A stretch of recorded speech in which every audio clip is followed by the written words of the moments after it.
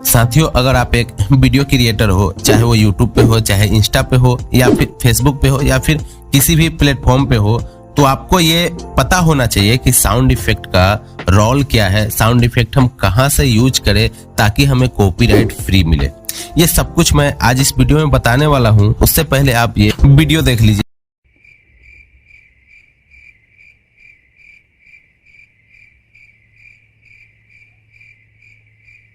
तो साथियों, अभी जो आपने वीडियो देखा वो बिना साउंड इफेक्ट के था।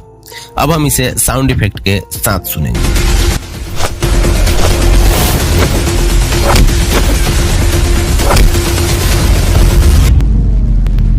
अब आप अंदाजा लगा सकते हो दोनों वीडियो में कितना अंतर है, दोनों वीडियो में क्या खासियत है, साउंड इफेक्ट और बिना साउंड इफेक्ट का वीडियो कैसा होता है। वो आप लोगों को शायद समझ में आ गया होगा। साथियों, ये साउंड इफेक्ट हमें कहां से मिलेगा, ये सब कुछ मैं बताऊंगा। उससे पहले आप ये साउंड इफेक्ट सुन लीजिए जो मैं आप लोगों के लिए लेके आया हूँ। सारे पॉपुलर साउंड इफेक्ट हैं जो बड़े बड़े क्रिएटर यूज करते हैं अपने वीडियो में।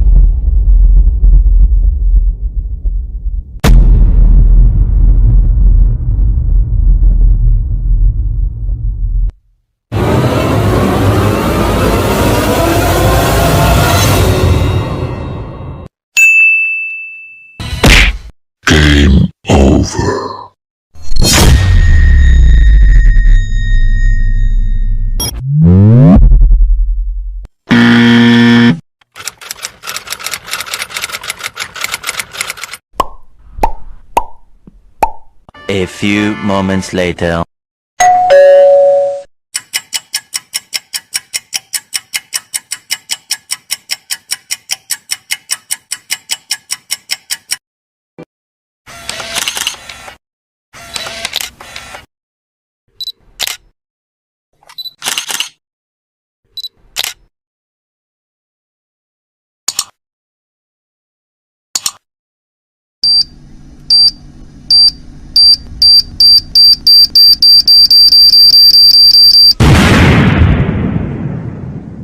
तो साथियों, अभी आपने देखा कि किस तरह का साउंड इफेक्ट था।